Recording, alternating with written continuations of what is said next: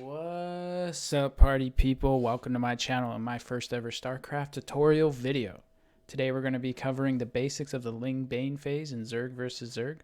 We'll go over some of the micro as well as the strategy and positioning for both the attacking and defending players.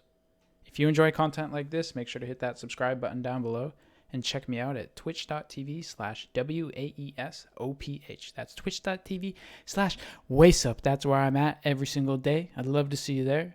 And with that, let's just jump into it. Let's do it. Just roll the intro.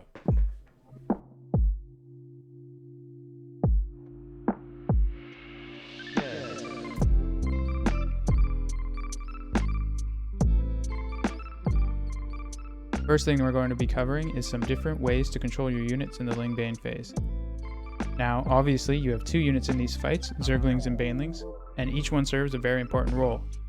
The Zerglings are fast and can deal sustained damage if left alone, and the Banelings are your zoning tool with massive damage potential in the right scenarios. Every fight essentially comes down to trying to snipe your opponent's Banelings for as little cost as possible, while preventing the opponent from doing the same to yours, and simultaneously finding favorable fights for your Zerglings. Before you can learn the control, however, there are some basic stats you should know so you can take the best trades possible. It takes one Baneling to kill Zerglings, unless the Zerglings have +1 carapace, then it takes 2, unless the Banelings have +1 attack, and it's back to 1 hit. It takes 2 Banelings to kill Banelings. It takes 3 Banelings to kill Morphing Banelings, and 2 Banelings to kill drones. Let's take a look at how we control our units. First, we want to keep our Banelings separated into groups of 2. This way, we do maximum damage to the opponent's units and avoid losing too many Banelings in one go. I'd highly recommend keeping your Lings and Banes on separate hotkeys. Personally, I use steel hotkeys for this. It allows me to easily shuffle my control groups as needed. For example, I select my Zergling hotkey, I make 2 new Banelings, and I steal them over to my Baneling hotkey. Now they're gone for my Ling hotkey. Similarly, if I wanted to remove a single Zergling from my control group, I can steal it into an empty group and use it how I want. You can also use Control and Shift to do the same thing. What I don't like about Shift deselecting in these fights is it requires you to move your entire Zergling group to right-click on enemy Banes, which can result in a misclick where you lose your whole group. In general, the fights will consist of both players move commanding their Banelings around, trying to find openings, while maneuvering their Zerglings away from enemy Banes. As I mentioned, the goal here is to blow up the opponent's Banelings cost effectively. Here are some of your options. The most common is to take a single Zergling and right-click it onto one of their Banes. If they're not paying attention, the Baneling will aggro onto your Zergling and blow itself up.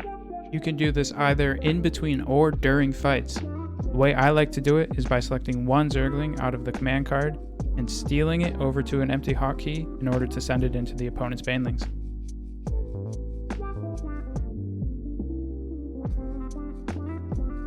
When you're morphing Banelings, you want to make sure that they're in a safe position and you have enough Zerglings to defend them so they don't get sniped down before they're finished.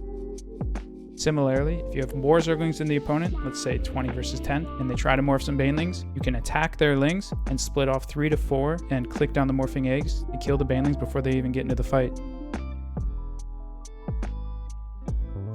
You can also select weak Zerglings either by clicking on them or off the command card and morph those into Banelings because they'll have full health when they're finished. If your Banelings are split in groups of 2, whenever you see your opponent as a group of more than 2, you can manually detonate to take a favorable trade. Be very careful, however, that whenever you're manually detonating Banelings, you're box selecting them, or else you risk losing your entire control group. Oh, no! I just blew up all my Banelings! Now let's cover some of the strategy of the Ling Bane phase. For this section of the video, we're going to be assuming that both players have opened up with the standard 3 base opener.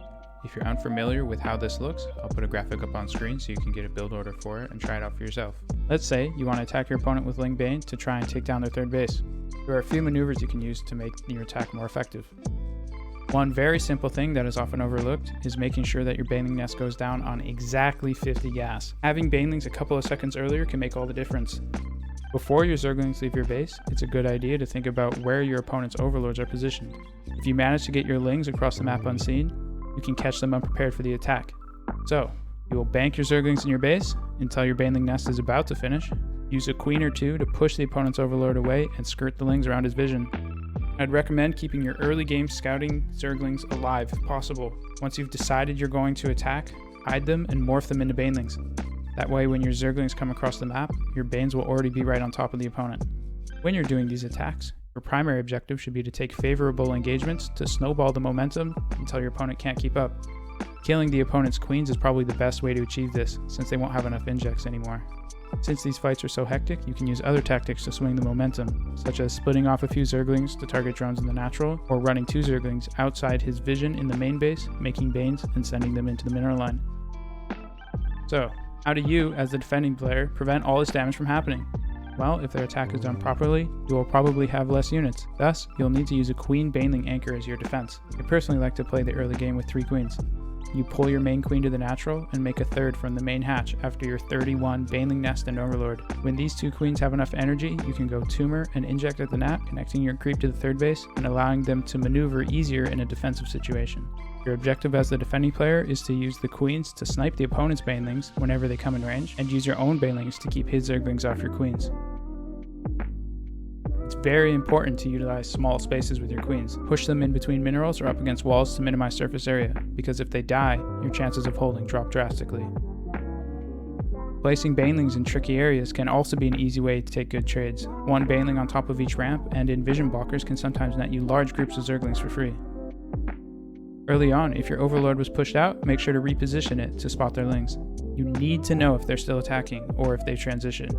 Look at the minimap as often as possible to see if Zerglings are still streaming across the map. That's going to be it for me for this one. Hope you guys are able to learn something and that you got some cool tricks for your Zerg games. Let me know in the comments down below if you have any questions or if something didn't make sense. And let me know what some of your favorite tips and tricks are, or what you'd like to see in the future. I don't know. I want to do more stuff like this maybe. I'll see you guys next time.